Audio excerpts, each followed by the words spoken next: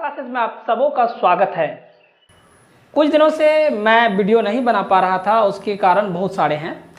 चूँकि गांव का माहौल है और यहाँ पे बहुत सारी दिक्कतों का सामना करना पड़ा। बहुत सारे जगह पे शादियाँ हो रही थी, कुछ लोग जो है डेथ कर गए थे, जिनकी वजह से यहाँ पे कुछ शोर शराबाई होती थी और मैं वीडियो शूट नहीं कर पाता था। क्योंकि जब वीडियो शूट करूँगा तो उसमें नॉइज़ आ जाता और आप सबों को सवाल समझने में दिक्कत होती, और इसी कारण जो है मैं वीडियो नहीं अपलोड कर रहा था।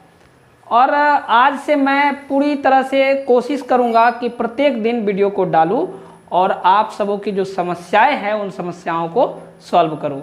तो आप लोग पूरी तरह से, पूरी शिद्दत से डेली वीडियो को देखें और मैं उम्मीद करता हूं कि आपके जितने भी डॉक्टर केसी सिन्हा के सॉल्यूशन है मैं आपको दे सकूं। इससे पहले हम लोग जो पढ़ रहे थे हम लोग एक चर वाले रेखिक समीकरण, और यह जो है वर्ग 8 में चैप्टर नंबर भी हमको लगता है कि अध्याय 8 था, ठीक है ना। ये अध्याय 8.2 हम लोग बना रहे थे और 8.2 में टाइप 2 को सॉल्व कर लिया था। आज हम लोग टाइप 3 को पढ़ेंगे। यहाँ पे टाइप 3 हमने दे दिया है और ये वर्ग 8 डॉक्टर केसी सिन्हा एक चर वाले रेखिक समीकरण।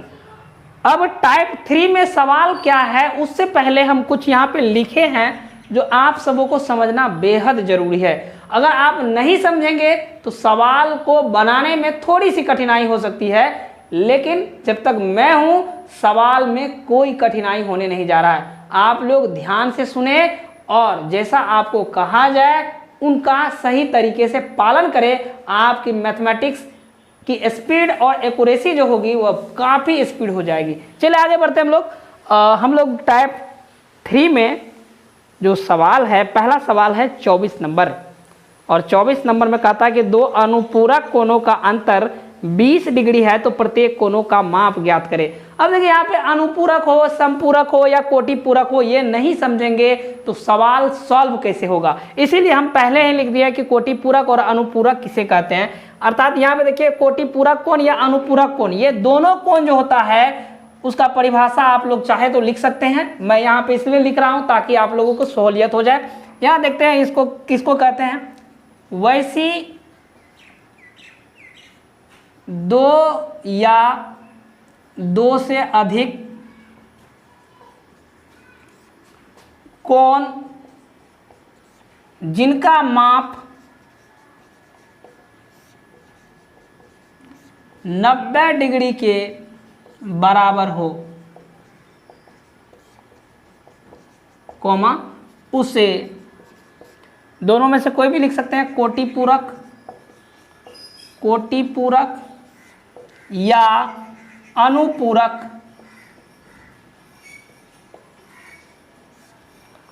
कोण कहते हैं। देखिए ये आप लोगों में से बहुत सारे लोग होंगे जो जानते होंगे, जो नहीं जानते हैं उनके लिए है।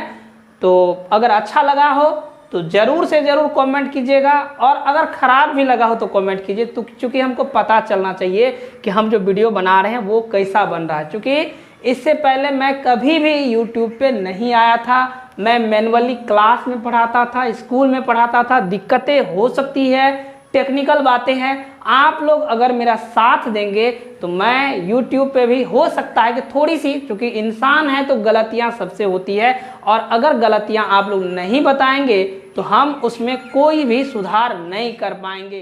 देखिए यहाँ पे हम लोग जानते हैं कि यह जो है 90 डिग्री का कोण है, लेकिन सपोज दैट इसमें दो कोण ऐसे दे दे और यहाँ से लेकर यहाँ तक चाहे 2 हो कि 10 हो उससे कोई मतलब नहीं है। यहाँ से लेकर यहाँ तक का माप जो होगा वह कितना होगा, 90 डिग्री होगा। समझ गए होंगे हमको लगता है, उम्मीद करते हैं। चलिए आगे हम लोग देखते हैं। यहाँ पे समपूरक की भी परिभाषा लिख लेते हैं।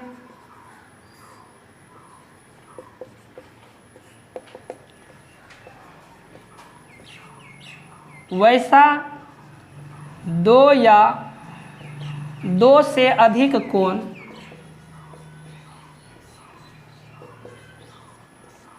जिनका माप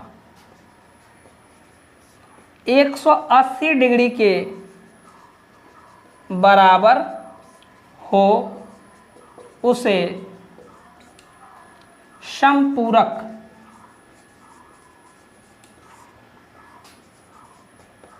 कोण कहते हैं। तो इनको सभी आदमी याद रखेंगे। और त्रिभुज के तीनों कोणों का योग 180 डिग्री होता है, ये भी याद रखेंगे। ऐसे आगे में त्रिभुज वाले सवाल जब आएगी तो वहाँ पे मैं बता दूंगा। इनको जल्दी से फटाफट इसको नोट कर लीजिए। यहाँ पे दिया गया है 24 नंबर में, दो अनुपूरक कोणों का अंतर 20 डिग्री है, प्रत्येक कोणों की माप ज्ञात करें। बहुत ही आसान सवाल है। अभी तुरंत हम लोगों ने जाना कि अनुपूरक कोण किसे कहते हैं।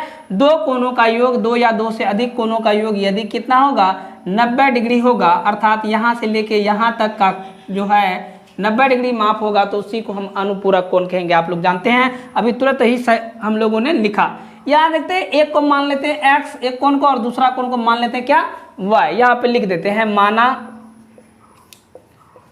एक कोण की माप बराबर x डिग्री। पुनः माना दूसरी कोण की माप कितना होगा, मान लेते हैं y डिग्री। क्योंकि यहाँ पे कोई भी आंकड़ा नहीं दिया गया है और हम लोग पढ़ रहे हैं, याद रखिएगा, एक चर वाले रैखिक समीकरण, लेकिन यहाँ पे दो चर आ रहे हैं। आप लोग कह रहे होंगे कि ये एक चर वाले समीकरण में दो चर कहाँ से आया। ये सवाल ही कुछ ऐसा है, इसलिए हमें दो चर में सवाल को मानना होगा। तो यहाँ पे देखते हैं, यहाँ पे सवाल में दिया गया है कि दो अनुपूरक कोणों का अंतर 20 डिग्री है। तो यहाँ पे x minus y equal to 20 degree, इसको मान लेते हैं समीकरण 1।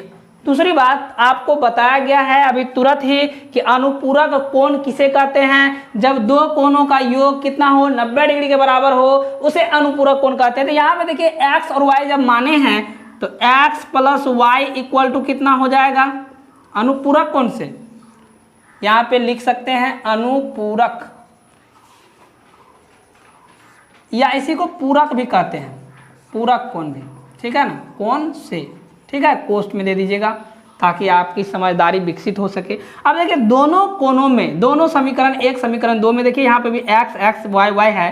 तो अगर यहाँ पे दोनों बात कर सकते हैं, ये दो चर वाले रैखिक समीकरण बनाने के तरीके अगर जानना चाहते हैं तो मैं इस वीडियो के डिस्क्रिप्शन में उस वीडियो का लिंक डाल दूंगा, उस वीडियो का नहीं सॉरी, उस चैनल का जिसमें हम दो चर वाले रैखिक समीकरण को बताए हैं और बहुत अच्छी तरीके से बताए हैं। एक्चुअली में ये दो चर वाले रैखिक समीकरण हम सबों को 10th क्लास में पढ़ने के लिए है, 8th क्लास में पढ़ने के लिए नहीं है। लेकिन अगर आप सीखना चाहते हैं कि दो चर वाले रैखिक समीकरण कैसे सॉल्व होता है तो मैं इस वीडियो के डिस्क्रिप्शन में अपना लिंक डाल दूंगा, आप वहां से भी देख सकते हैं। चलिए आगे बढ़ते हैं। यहाँ पे आप जोड़ भी सकते हैं, घटा भी सकते हैं। आप कहेंगे जोड़ और घटा कैसे सकते हैं, तो इसका मैंने पहले ही बोल दिया कि डिस्क्रिप्शन में लिंक डाल दूंगा, आप वहां से देख लीजिएगा। तो यहाँ पे देखते हैं, यहाँ पे आप यहाँ पे लिख सकते थे, इसको यहाँ तक नोट कर लिए होंगे। तो यहाँ पर इसको मिटा देते हैं, आप नोट कर लिए होंगे तो आपका कॉपी में जगह होगा। यहाँ पे लिख सकते हैं घटाने पर। अब घटाने पर करेंगे तो देखिए यहाँ पे x कट जाएगा और जोड़ने पर करते तो y कट जाता। देखते हैं यहाँ पे क्या होता है। घटाने पर या जोड़ने पर भी कर सकते हैं आप, क्यों, क्योंकि दोनों बराबर है। आप जोड़ने पर भी यहाँ पे कर सकते हैं, लेकिन ये जोड़ घटाव क्या होता है इसको समझने के लिए उस वीडियो को देखना जरूरी है। वहाँ पे बेसिक तरीके से बताया गया है, आप वहाँ से देख लीजिएगा। जोड़ने पर अब देखिए यहाँ पे जोड़ते हैं तो यह देखिए एक x कितना 2x हो जाएगा। यहाँ पे यह देखिए यह दोनों जो है कट जाएगा, क्यों, क्योंकि ये माइनस में ये प्लस में है, यह कर्जा में या आमदनी में है, तो उसको दे देगा बराबर क्या हो जाएगा, यहाँ पे 110 हो जाएगा, 110 डिग्री। यहाँ देखिए x बराबर निकल जाएगा, x बराबर जो है यहाँ पे 110/2, इससे काटेंगे ये 55 डिग्री आ जाएगा। x इक्वल टू 55 डिग्री, एक आंसर तो यह हो जाएगा। और दूसरा यहाँ पे y का मान भी निकालना है। अब इसका इस x का मान समीकरण के किसी भी समीकरण में रख देंगे। देखते हैं समीकरण 1 में x का मान रखने पर देखिए ये x का जो मान है वो समीकरण किसी भी, चाहे इसमें रखिए या इसमें रखिए, बतवा बराबर है। तो इसको हम लोग क्या करते हैं, समीकरण 1 या 2 में भी रख सकते हैं। आप कहेंगे कि 1 में ही रखेंगे, चलिए हम 2 में ही लिख देते हैं। समीकरण 2 में समीकरण x का मान रखने पर रख के देखते हैं। यहाँ पे x plus y equal to कितना है 90 डिग्री है। देखिए यहाँ पे x बराबर 55 डिग्री आया है, प्लस क्या y इक्वल टू कितना 90 डिग्री। अब देखिए ये 55 उधर जाएगा तो प्लस में है, y इक्वल टू कितना 90 माइनस क्या 55 डिग्री ना, y बराबर क्या घटाएंगे तो इसमें से 5, यहाँ बच जाएगा 8, 8 में से 5 गया कितना 3, 35 डिग्री। तो एक आंसर आपका यहाँ पे और दूसरा आंसर आपका यहाँ पे, और दोनों को जब जोड़िएगा तो ये 90 डिग्री के बराबर होगा। ये बात हम लोग पहले चर्चा कर चुके हैं। 25 नंबर का जो सवाल है अभी तुरंत हम लोगों ने इन पे चर्चा कर चुके हैं कि दो समपूरक कोणों का अंतर। समपूरक कोण किसको कहते हैं, आपको बताया भी कि दो कोणों का योग कितना होगा 180 डिग्री होगा। यहाँ देखिए यहाँ से लेके यहाँ तक 2 हो या 4 हो या 5 हो, उससे कोई मतलब नहीं, यहाँ से यहाँ तक जो होगा वह 180 डिग्री होगा। तो 2 या 2 से अधिक बोले, यहाँ दिया गया है कि दो कोणों का अंतर, जैसे उसको बनाए थे 24 नंबर वैसा ही यह भी है। तो एक को मान लेंगे कितना, माना एक कोण की माप बराबर कितना x डिग्री, पुनः मान लेते हैं, पुनः माना कितना दूसरी कोण की माप बराबर कितना y डिग्री। तो यहाँ देखिए दोनों का अंतर दिया गया है, यहाँ पे x माइनस वाई। अब देखिए ये x minus y equal to कितना 30 डिग्री दिया गया है। इसमें से एक चीज़ और मान लीजिएगा कि x जो है वह क्या है y से बड़ा है, ऐसा भी मान सकते हैं। यहाँ पे फिर से लिख दीजिएगा x greater than x degree greater than y। तो इससे क्या होगा, यह क्लियर हो गया कि यह बड़ा है। जब ये बड़ा हो जाएगा तो इसी में से इसको घटाएंगे, नहीं तो कन्फ्यूजन में ऐसा होता है कि इसमें से इसको घटाएंगे तो क्या नहीं होगा, बिल्कुल होगा। आप दोनों में से किसी को क्या करेंगे, बड़ा मान लेंगे। तो यहाँ पे चलते हैं, हम इसको बड़ा मान लिए हैं तो समीकरण 1 इसको मानेंगे। दूसरा यहाँ पे आपको पता होगा कि x plus y equal to कितना 180 डिग्री, इससे पहले हम इस पर चर्चा कर चुके हैं। तो समीकरण 2 जिस तरह से 1 को बनाया था 24 नंबर का, उसी प्रकार समीकरण 1 और समीकरण 2 आ गया है। तो यह सवाल वैसा ही बनेगा जो इससे पहले हम लोग बनाए थे, और इस सवाल को आप लोग बनाइएगा, नहीं बनेगा तो फिर आपको ऑप्शन दी गई है कि आप लोग क्या करेंगे। चलिए आगे बढ़ते हम लोग। 25 नंबर का सॉल्व कर लिया। अब 26 नंबर पे हम 26 नंबर का जो सवाल दिया गया है यह त्रिभुज से रिलेटेड है, और त्रिभुज में जो तीनों कोणों का योग होता है वह 180 डिग्री होता है। ये आप लोग नहीं जानते हैं या जानते भी हैं तो इनको जान ले। देखिए यहाँ पे सवाल में दिया गया है कि किसी त्रिभुज के एक कोणों का माप शेष दो कोणों के माप के बराबर है। तो यहाँ पे देखिए मान लेते हैं ए का माप शेष दो कोणों के इसके माप के बराबर है, लेकिन यह दोनों कोण क्या है उसके विषय में नीचे में दिया गया है। इसमें कहा गया है कि शेष बचे हुए कोण का जो अनुपात है वो 2:1 है। तो मान लेते हैं एक कोण को 2x और एक को मान लेते हैं x। अब ये 2x और x क्यों माने, तो जैसे ही अनुपात वाला सवाल होता है तो उसमें पहले ही बोला कि जैसा अनुपात होगा उसी में x दे करके मान लेंगे। तो यहाँ पे 2:1 दिया गया, इसीलिए एक कोण को मान लिया 2x और दूसरे को क्या मान लिया x मान लिया। तो इसको कहता है एक कोण का माप अन्य दो कोणों के योगफल के बराबर है।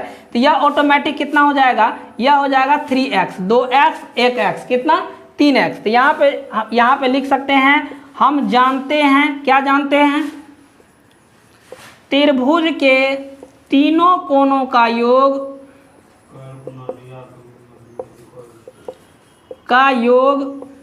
बराबर कितना होता है 180 डिग्री। तो यहाँ पे देखिए प्रश्न से भी लिख सकते हैं या यहाँ पे इससे भी लिख सकते हैं। यह हो जाएगा 3x प्लस कितना 2x प्लस कितना x इक्वल टू 180 डिग्री। अब देखिए इसको क्या करेंगे, यह हो जाएगा 6x equal to 3 2 5 1 6x, x बराबर कितना 180/6, इसको काटेंगे 6 का 18, ये 30 डिग्री, x इक्वल टू कितना 30 डिग्री आ गया।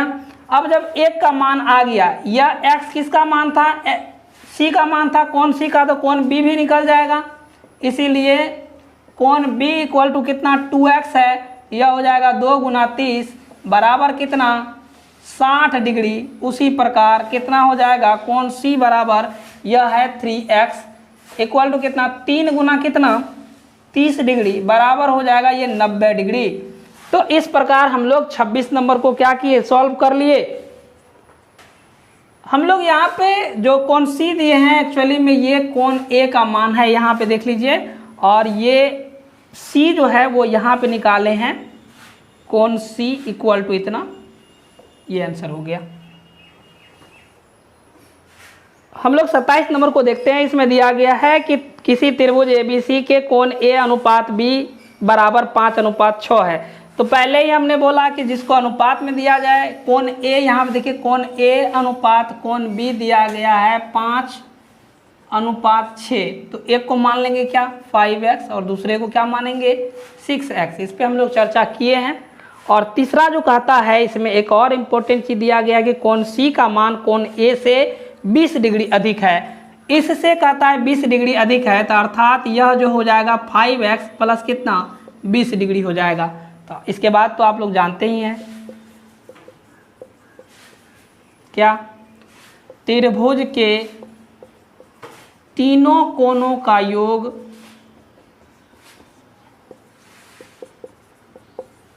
बराबर कितना 180 डिग्री। अब तीनों को यहाँ पे जोड़ दीजिए, अब प्लस कितना 5x और प्लस 20 बराबर कितना 180। अब इसको आप लोग सॉल्व कीजिएगा, इससे आगे हम लोग नहीं बताएंगे, क्योंकि सब कुछ हम ही बता देंगे तो फिर आपको जानते हैं क्या होगा। देखिए हम लोग 28 का 1 नंबर देखते हैं। 28 के 1 में कहता है कि एक आयत की लंबाई चौड़ाई से 5 सेंटीमीटर अधिक है।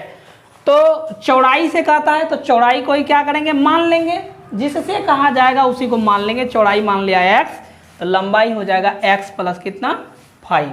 तो इसका क्षेत्रफल, आयत का क्षेत्रफल आप लोगों को पता होगा, नहीं पता है तो देख लेते हैं। आयत का क्षेत्रफल बराबर होता है लंबाई गुना क्या होता है चौड़ाई होता है। तो लंबाई कितना है यहाँ पे x प्लस कितना 5 इंटू कितना x, तो इसको अगर सॉल्व कीजिएगा तो यह हो जाएगा x² कितना 5x, ये हो गया इसका क्षेत्रफल। अब सवाल में ही कहता है कि यदि लंबाई 5 सेंटीमीटर क्या किया जाए बढ़ा दिया जाए। यह देखिए लंबाई है, यहाँ प्रश्न से भी लिख सकते हैं, प्रश्न से इसके लंबाई में क्या किया गया 5 सेंटीमीटर बढ़ा दिया गया, तथा कहता है चौड़ाई में क्या किया जाए 2 सेंटीमीटर घटा दिया जाए। तो यह जो क्षेत्रफल होगा, क्षेत्रफल अभी जाने हैं लंबाई गुना चौड़ाई, तो यह लंबाई में 5 सेंटीमीटर क्या किया बढ़ा दिया, और चौड़ाई में 2 सेंटीमीटर क्या किया घटा दिया, और इन दोनों को गुना कर दिया, तो ये क्षेत्रफल हो गया। यह जो है, यह मान जो है वह कहता है कि पहले वाले जो क्षेत्रफल था, पुराना वाला क्षेत्रफल, अर्थात यह इससे 40 सेंटीमीटर अधिक है। यहाँ देखिए x² प्लस कितना 5x, तो यह इससे यह 40 सेंटीमीटर अधिक है, अर्थात इसको अगर हम 40 दे दें तो क्या होगा, दोनों बराबर हो जाएगा। चलिए इसको सॉल्व कर लेते हैं हम लोग। इसको गुना करेंगे तो यहाँ देखिए क्या हो जाएगा, यह हो जाएगा x प्लस 5 कितना होता है 10, यहाँ पे x माइनस 2 इक्वल टू कितना x² प्लस कितना 5x प्लस कितना 40। देखते हैं इसको सॉल्व करते हैं, इसको गुना करेंगे, यह हो जाएगा x², यहाँ पे प्लस गुना माइनस क्या हो जाएगा -2x, और यहाँ पे प्लस गुना प्लस, यहाँ प्लस 10 गुना x क्या हो जाएगा 10x, यहाँ पे प्लस गुना माइनस माइनस 10 इंटू 2 कितना 20 इक्वल टू क्या x² प्लस कितना 5x प्लस कितना 40। अब देखते हैं यहाँ पे क्या होता है। ये देखिए ध्यान से देखिएगा, यह माइनस में है और ये प्लस में है, तो इसको भी सॉल्व कर लेते हैं। x², यहाँ पे बचेगा प्लस 8x, ये सॉल्व करने के लिए हम लोग सीखे हैं, इसलिए आप लोग देख लीजिएगा। यहाँ देखिए -20 इक्वल टू कितना, ये x² प्लस कितना 5x प्लस कितना 40।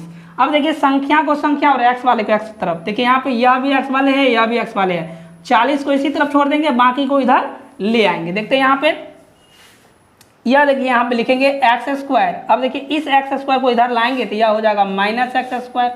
यहाँ पे देखिए 8x प्लस में है, 8x, यहाँ देखिए यह भी प्लस में है, इस तरफ आएगा, किस में जाएगा ये -5x, ये प्लस में बराबर किस तरफ आएगा माइनस में, और यहाँ पे देखते हैं बराबर के उस तरफ यह बचेगा, यह देखिए यहाँ पे 40 है, ये 40 यहाँ पे लिखते हैं, और ये 20 देखिए माइनस में है, बराबर के उस तरफ ले जाएंगे, ये किस चीज़ में चले जाएगा प्लस में चले जाएगा। तो यहाँ पे देखिए यह और यह कट जाएगा फाइनली, ये क्योंकि प्लस में ये माइनस में है। यहाँ पे देखते हैं, यहाँ पे ये 8x प्लस और ये माइनस है, अर्थात ये बचेगा 3x इक्वल टू कितना, यहाँ पे 60 बचा, x इक्वल टू कितना 60/3, इसको काटेंगे ये 20 डिग्री होगा, अर्थात x बराबर हमको कितना आ जाएगा, x का मान 20 सेंटीमीटर, सॉरी डिग्री नहीं सेंटीमीटर, ठीक है। 20 सेंटीमीटर जब हमको आ गया तो चूंकि x माने थे किसको, हम चौड़ाई माने थे, तो हमको लंबाई भी पता चल जाएगा, इसीलिए यहाँ पे लिख सकते हैं, इसीलिए लंबाई बराबर कितना x + 5, तो x + 5 है, तो यहाँ पे देखिए x का मान 20 प्लस कितना 5, अर्थात ये 25 सेंटीमीटर आंसर हो गया। हम लोग 28 के 1 नंबर तक देख लिए थे। 2 नंबर में दिया गया है कि एक आयत है और उसका परिमाप 13 सेंटीमीटर है और उसकी चौड़ाई जो है 2.3/4 सेंटीमीटर है, उसकी लंबाई ज्ञात करें।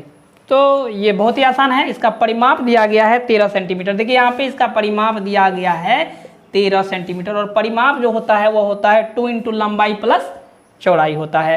तो यहाँ देखिए इसमें एक और बात दिया गया है, लंबाई का ज्ञात करने, चौड़ाई दिया गया है, शायद चौड़ाई दिया गया है 2 पूर्णांक, इसको तोड़ लेते हैं, यहाँ पे लंबाई को लंबाई ही रहने देते हैं, प्लस चौड़ाई 2.3/4 सेंटीमीटर है, तो यहाँ पे सेंटीमीटर लगाइए अथवा नहीं लगाइए, इसको भी हटा देते हैं सेंटीमीटर को, ताकि सॉल्व करने में आसानी हो। तो यहाँ देखिए 13 बराबर क्या हो जाएगा, इसको गुना करेंगे 2 गुना लंबाई, तो 2 लंबाई 2 गुना लंबाई, यहाँ गुना भी दे सकते हैं, प्लस यहाँ पे इसको सॉल्व करते 4 दूनी 8, 8 3 11/4, 4 दूनी 8 3 11/4, 2 से इसको गुना करेंगे तो यहाँ पे इसमें भी 2 से गुना होगा ना, इसको काट दीजिए, 2 मरते में कट जाएगा, यह बचेगा 13 बराबर कितना 2 × क्या लंबाई प्लस कितना, यहाँ पे देखिए 11/2 बचेगा। अब देखिए यहाँ पे ये प्लस में बराबर की इस तरफ ले आइए, यहाँ बचेगा 13 माइनस क्या है 11/2 बराबर कितना 2 × लंबाई, 2 गुना लंबाई, ठीक है ना। यहाँ देखिए यहाँ पे सॉल्व करेंगे तो यहाँ पे ये भिन्न का घटाव हो जाता है, यहाँ पे नहीं कुछ तो 1 है, तो यहाँ पे 13 दूना 26 माइनस कितना 11 इक्वल टू कितना 2 × लंबाई।